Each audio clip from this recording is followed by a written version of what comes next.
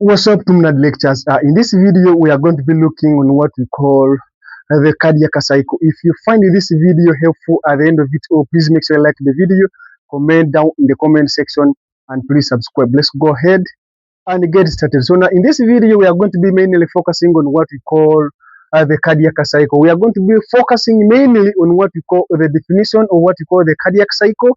We shall go ahead and look at what we call the brief overview of what we call the different phases of what we call the cardiac cycle.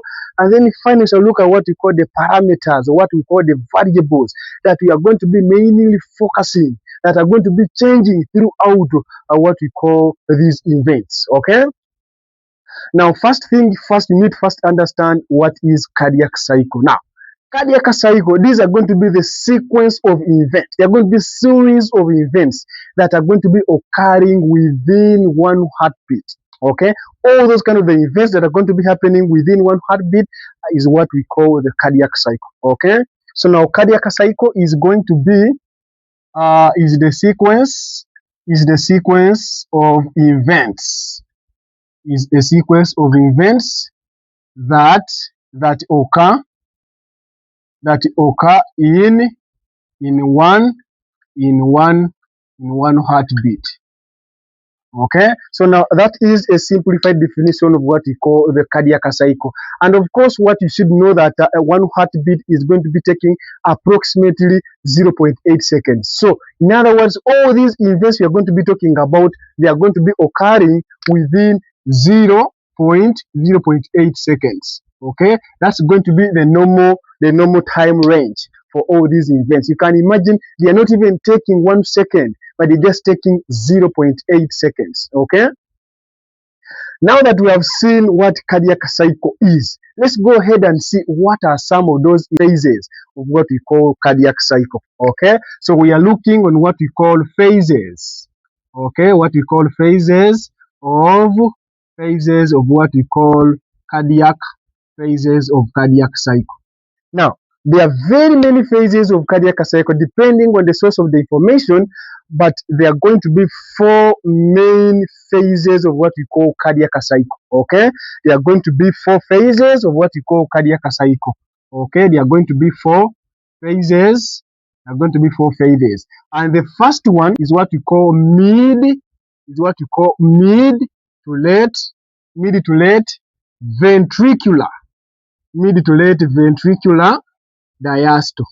Okay, mid to late ventricular diastole, or even what we call mid to late ventricular relaxation. Okay, the term diastole means relaxation, and the term systole means contraction. Those two common terminologies should not confuse you. Okay, so now that's going to be our first phase of the cardiac cycle.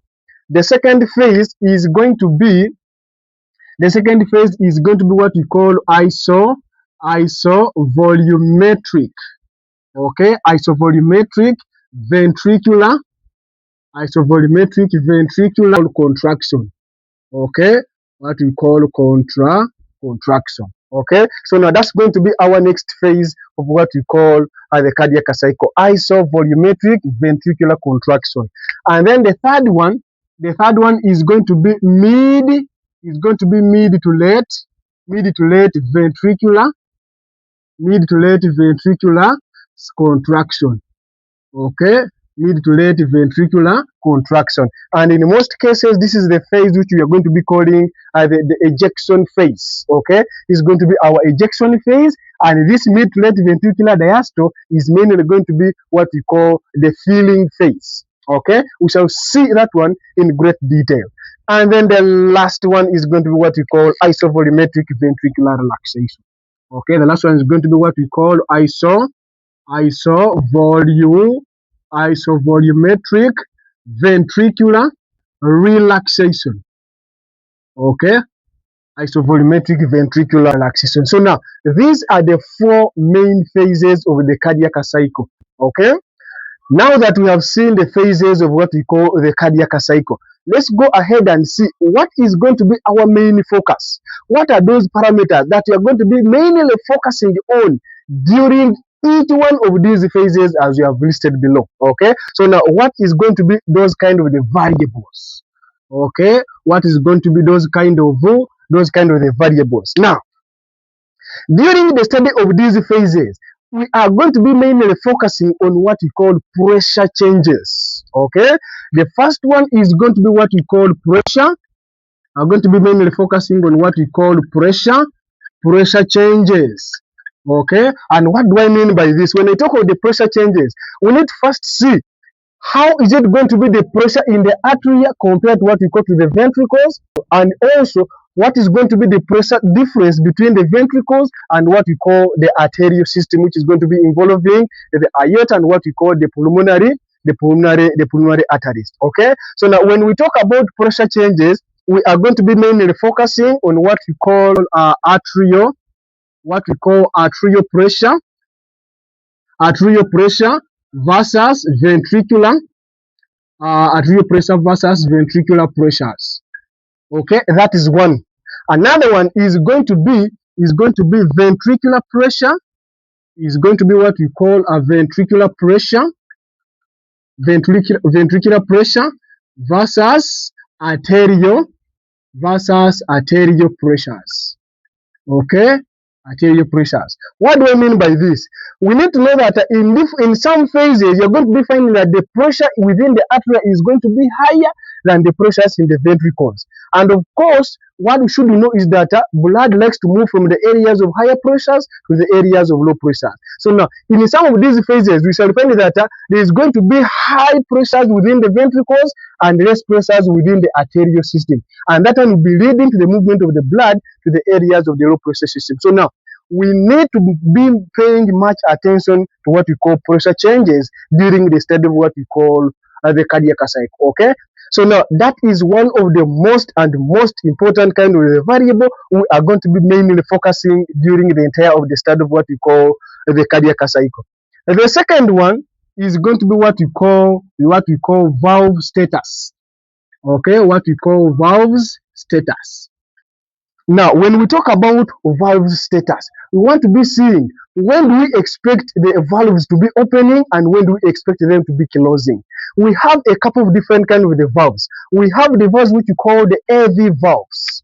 Okay, we have what we call AV valves. Okay, AV valves, and we also have what we call semilunar valves. Okay, these are the two categories of the valves that you are going to be mainly focusing on, whether they are going to be opening or they are going to be closing, depending on which kind of the phase.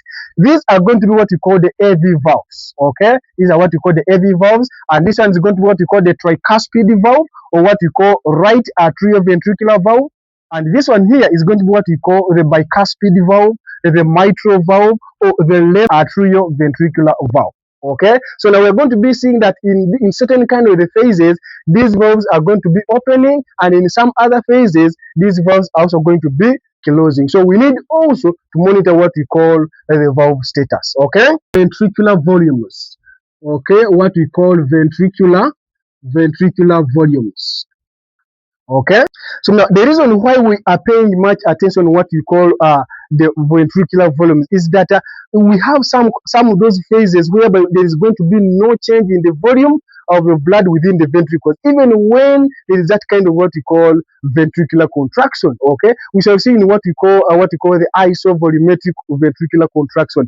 There is going to be some little bit of the contraction, but when the volume is going to be remaining constant. So we also need pay much attention in what we call the ventricular volumes. It is also such another beautiful thing. So now another kind of the parameter that we may also need to pay much attention is going to be what we call the heart sounds. But of course the heart sounds are going to be in line with what we call the valve status. Okay, we shall also need to talk about what we call the heart sounds. Okay, and when we talk about the heart sounds, you are only going to be mainly focusing on the two main of the heart sounds. You're going to be what we call the S1 and what we call the S2. And when we talk of the S1 and S2, these are what we call the lab-dub sounds. S1 is going to be what we call the lab. S1 is going to be what we call the lab, and then S2 is going to be what we call the dub. Now the question is, when do we hear these sounds? We only hear sound S1 when atrioventricular valve closes. That's when we are going to be hearing S1, which we are calling the lab. And when we hear S2, which we are calling the dub, we only hear the S2, which we are calling the dub, when seminal valve closes. That's when we are going to be hearing the S2 sound, which we are calling the dub. There are also even other kind of what we call the different kind of the sounds, but we are going to be mainly focusing on this kind of the sounds, which are calling the S1 and what we call the S2. Okay. And then another thing that we can also talk about is that maybe the wave pattern for the case of the ECG, okay? Because this cardiac cycle is going to be in line with what we call the heart conduction system. So we may also need to pay much attention on what we call the ECG pattern, okay? So now number 5, we may also need to talk about what we call the ECG, waves. Okay, we may also need to pay much attention on what we call the ECG wave. Okay, so now during the study of what we call phases of the cardiac cycle, these are the variables that you're going to be mainly paying much attention on, more especially pressure changes, valve status, ventricular volumes, heart sounds, and little bit of what we call the ECG waves. Okay, so now that briefly covers the introductory part of what we call the cardiac cycle. So now in the next video, we are going to go now into the detail of each one of these phases in great detail. Thank you very much for watching, and if you think whatever I've talked is making sense, it's adding to you, you're benefiting, please can hit like button, comment down in the comment section, and please subscribe. As always, TUMNAD, until we meet next time.